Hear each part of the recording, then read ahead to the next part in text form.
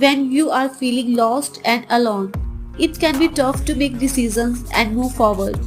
But remember, you are stronger than you think. Here are a few things you can do to help you make a strong plan and move forward with confidence. First, take some time to reflect on your goals and values. What's important to you? What do you want to achieve in life? Once you have a clear sense of your priorities, it will be easier to make decisions that align with those goals. Next, try to break down your goals into smaller, more manageable steps. This will help you feel less overwhelmed and more in control.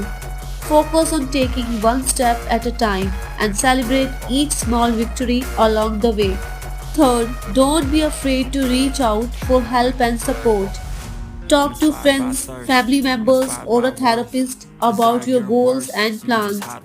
They can offer valuable advice, feedback, and encouragement. Finally, remember that making mistakes is a natural part of the learning process. Don't be too hard on yourself if things don't go as planned.